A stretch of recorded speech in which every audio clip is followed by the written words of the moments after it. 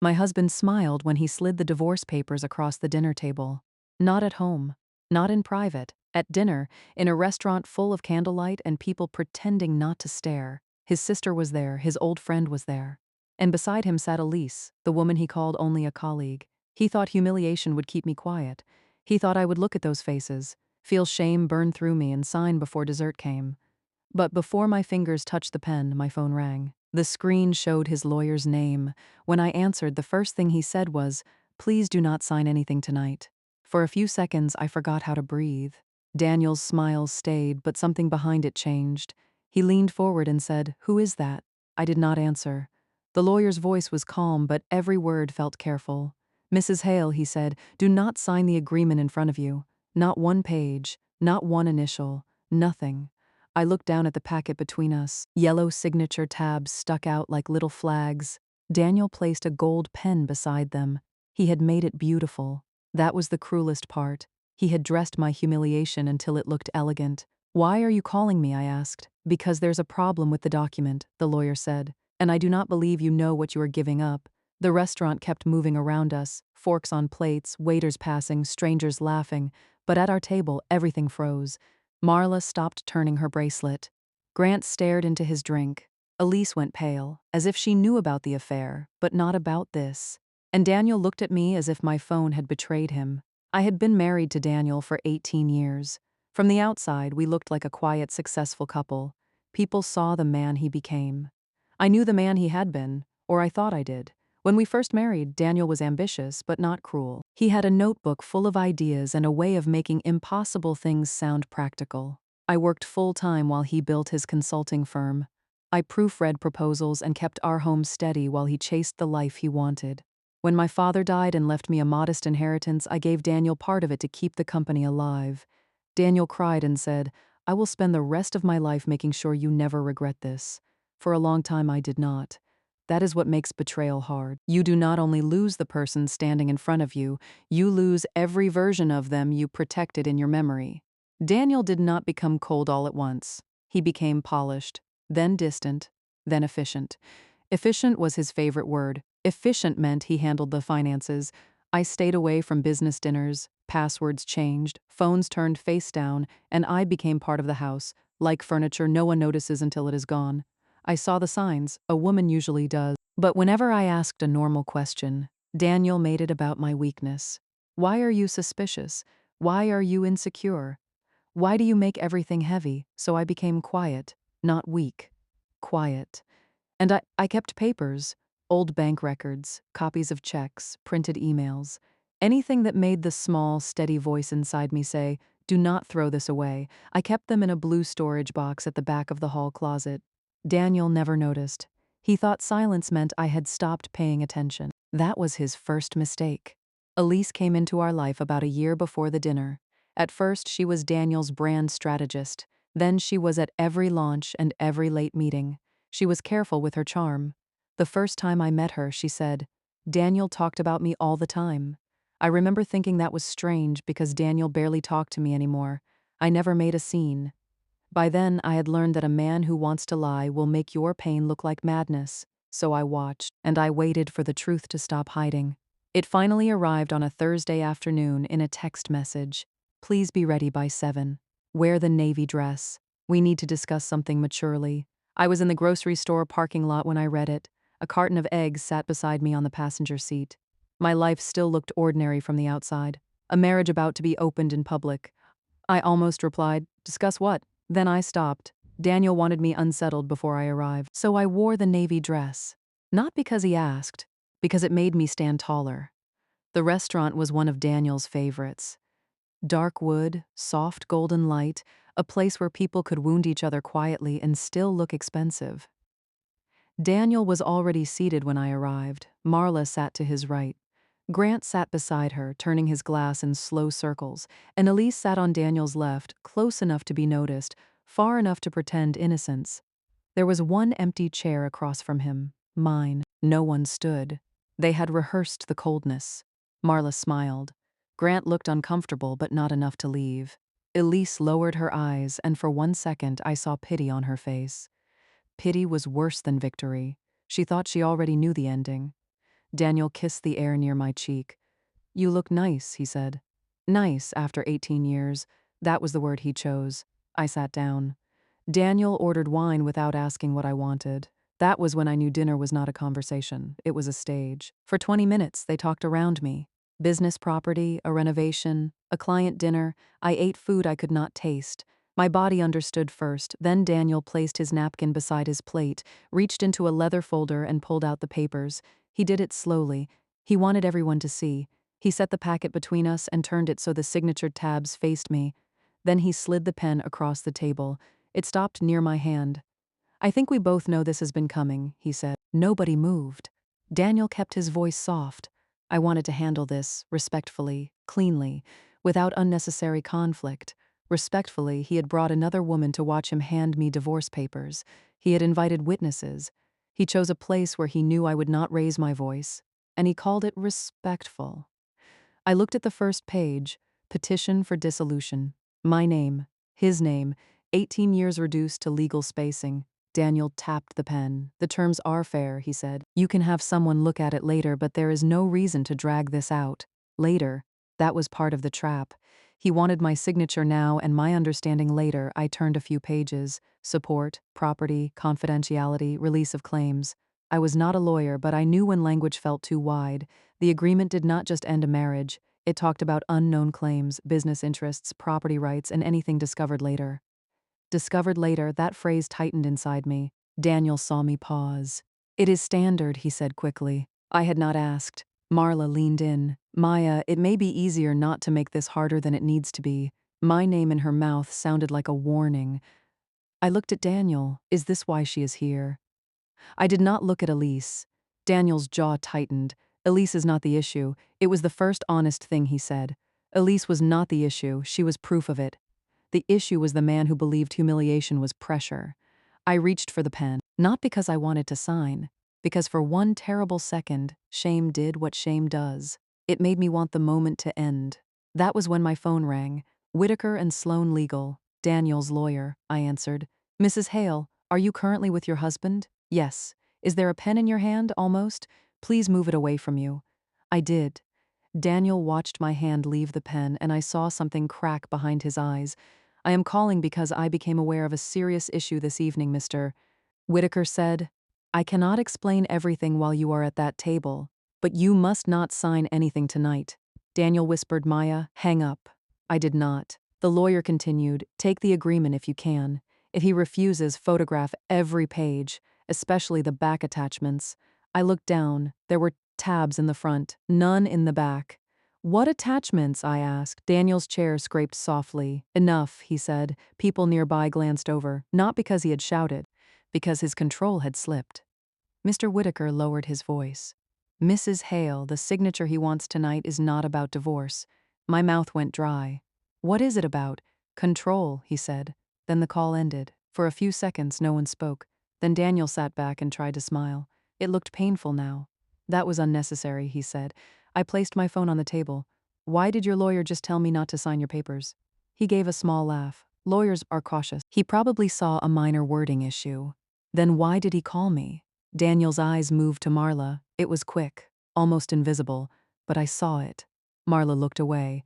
Elise reached for her water and almost knocked it over. That was when I understood something. Not everyone at that table knew the same secret. Some knew about the affair, some knew about the divorce. But whatever made the lawyer call, Daniel had kept that for himself. That scared me more than the papers. Daniel lowered his voice. "Maya, we do not need to turn this into a scene." "No," I said. "We do not." I closed the packet and placed my hand over it. "I am taking these with me. Those are not your copies. My name is on them. They are drafts. Then you should not have asked me to sign them." Marla shifted in her chair. Grant cleared his throat.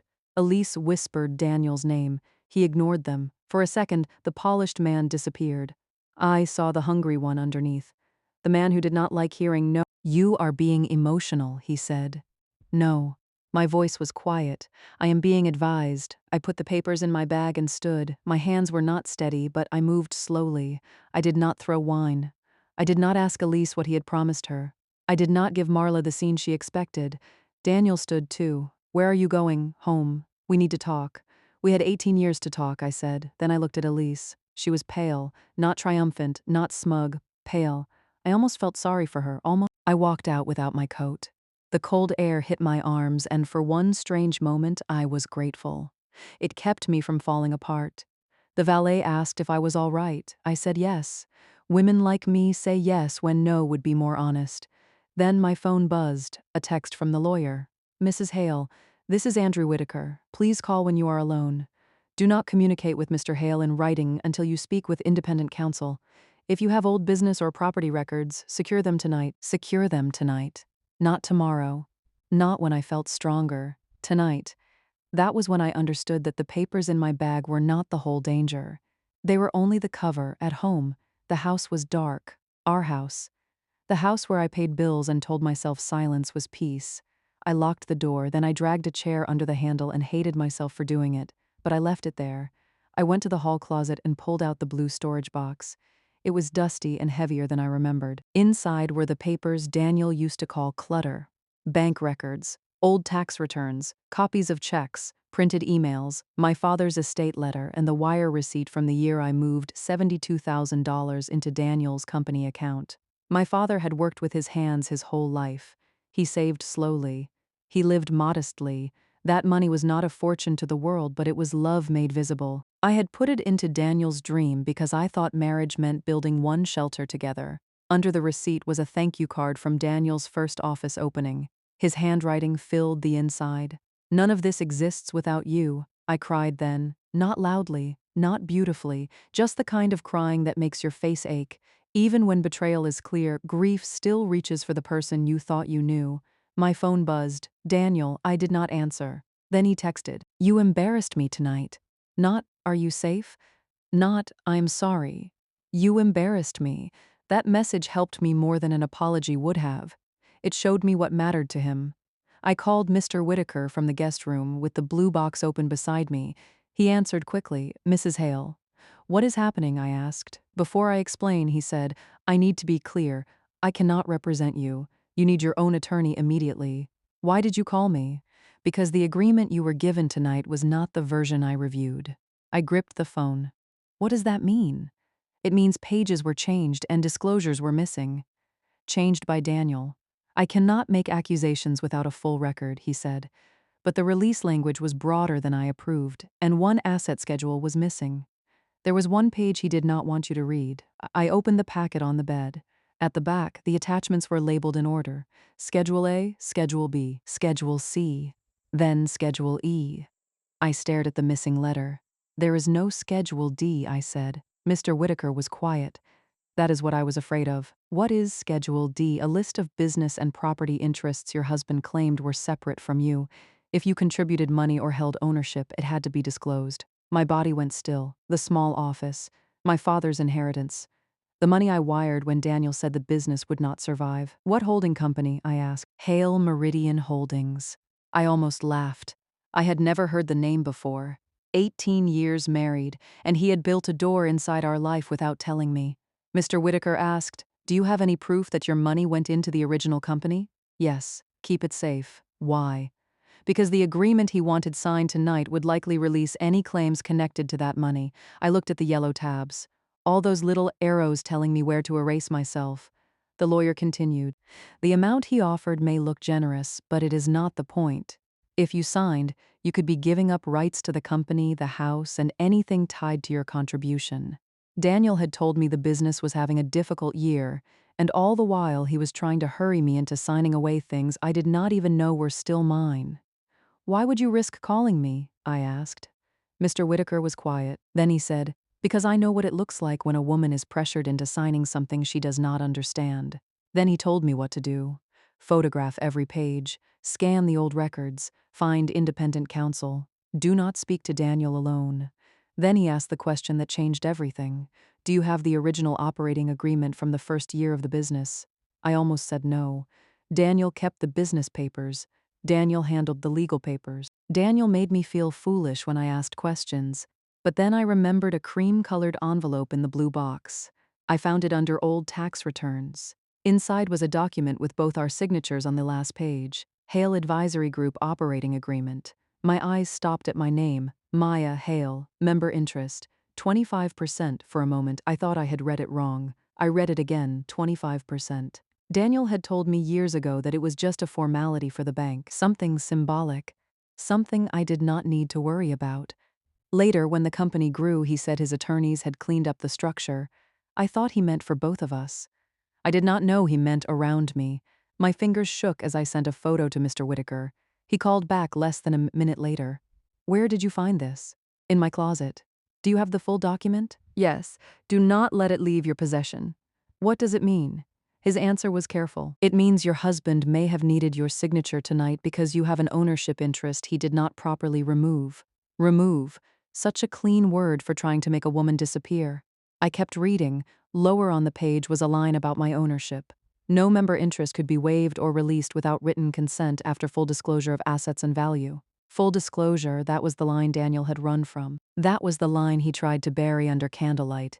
Shame, Elise's silence, and Marla's little warning smile. I slept maybe 2 hours that night, sitting upright on the guest bed with the blue box beside me. At 6 in the morning, I called my cousin Rachel. She had worked in family law years earlier and still knew people. Do not call him, she said. Scan everything. I will find you someone good. By 9, I was sitting in the office of Nora Bennett. She was silver-haired, calm, and direct. She listened without interrupting. Then she put on her reading glasses and began turning pages. The divorce packet, the missing schedule, the wire receipt, the operating agreement. Just focus. After nearly an hour, she looked up. Mrs. Hale, this is not just a divorce agreement. My throat tightened. What is it? It is a release package hiding inside a divorce agreement. I stared at her. She explained it simply. Daniel was not only asking me to end the marriage, he was asking me to give up business claims, property claims, and anything connected to the money I put into his company. I looked down at my hands. A number can look like kindness when someone is trying to close a door. Then she opened the operating agreement. Her face changed slightly. She read the line with my ownership and the line about full disclosure. Then she leaned back. You know what this means? I think it means I own part of the company, a significant part, she said. My eyes filled before I could stop them. Nora slid a tissue box toward me. Do not cry because you feel foolish, she said. Cry because someone spent years making you feel foolish for not seeing what he worked hard to hide. Then she explained the house. The agreement listed our home in a way that favored Daniel. It made his contributions look separate and mine look small. But old records showed my savings and my father's estate were woven through that house. Daniel's papers tried to make it look like I had merely lived there. Nora tapped the folder. This is why he needed speed. I looked at her. Because if you signed before anyone reviewed it, you would have made it much harder to challenge later. He wanted your fear to do the work. That sentence stayed with me. He wanted my fear to do the work. By afternoon, Nora had notified Daniel that I was represented and all communication had to go through her. Then Daniel started calling from blocked numbers. I did not answer. His messages changed as the hours passed. At first he was cold. This is getting unnecessarily expensive. Then wounded. I cannot believe you are treating me like an enemy. Then soft. Please, Maya. We can talk like adults. That one hurt the most, not because I believed him, because I missed the man who would have meant it. But Nora warned me, when control slips, men like Daniel use whatever mask gets your hand back on the pen. The next morning, Nora arranged a call with Mr. Whitaker. He confirmed the important parts. The agreement at dinner was not the version he reviewed. The language had been expanded. The back schedule was incomplete, and Daniel had been in a hurry. Why? Nora asked.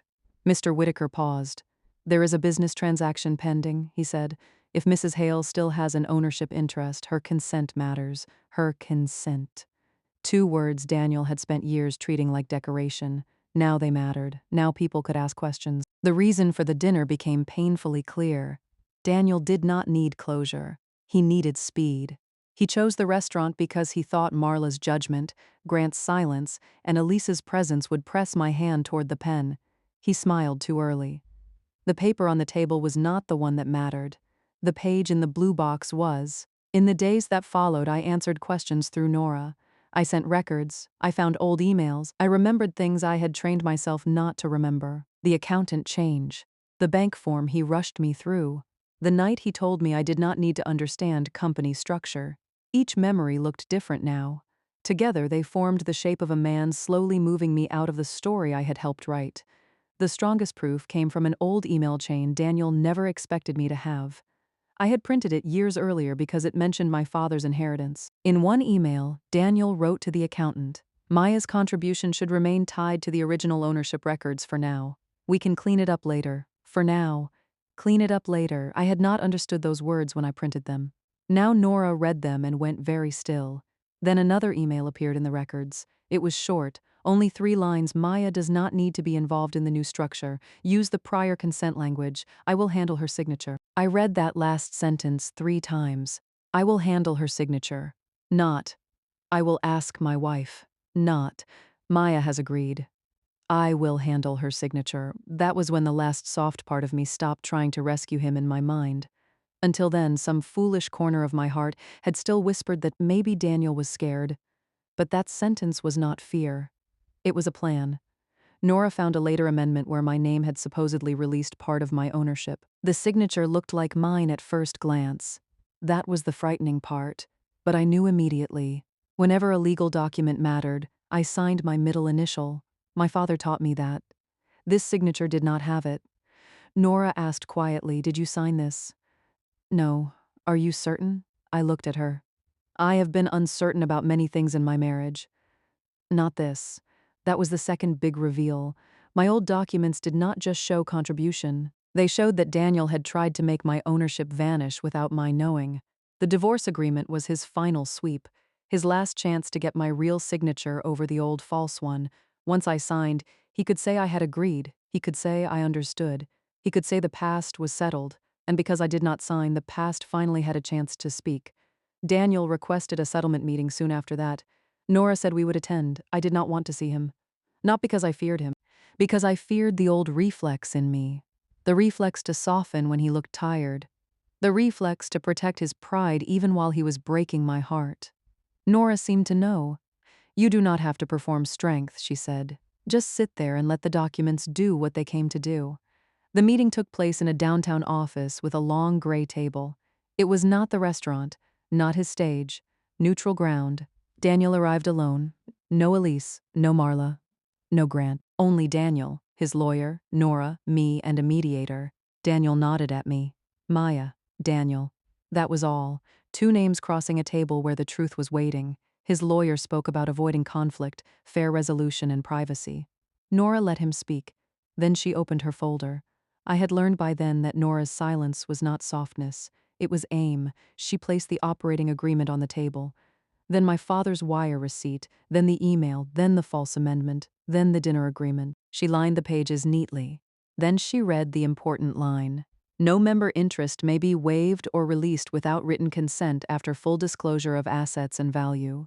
Daniel looked at the table. His lawyer asked for a moment. Nora said, "Take all the time you need." The mediator stopped writing. Then Nora read the email. "Maya does not need to be involved in the new structure. Use the prior consent language. I will handle her signature." She did not raise her voice. She did not accuse. She let Daniel's own words enter the room and do their work. I watched his face change. First annoyance, then calculation, then fear. Quiet fear, but it was there. His eyes moved to me, and I saw the question he wanted to ask. "How did you find it?" Not, "How could I have done this?" Not, "What have I become?" "How did you find it?" That told me everything. Daniel cleared his throat. "That email is being taken out of context." Nora looked at him. "Then please provide the context." He opened his mouth, closed it. His lawyer touched his arm. The room stayed quiet. For 18 years, Daniel had been good with words, but for once the room did not need his explanation. It had the papers. During a break, Daniel found me in the hallway. Alone.